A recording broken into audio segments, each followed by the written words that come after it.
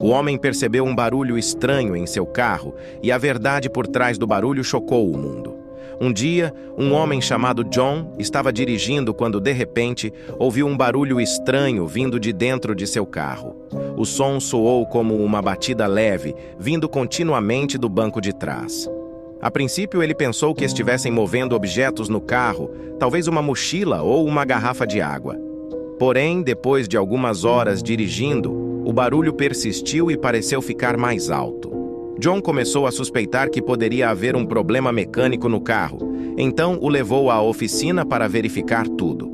Mas após uma inspeção minuciosa, o carro não apresentava problemas. Então ele decidiu investigar a fonte sozinho. Ele estacionou o carro em um local tranquilo, ouvindo atentamente cada canto do interior e finalmente descobriu de onde vinha o som. Ao abrir o porta-malas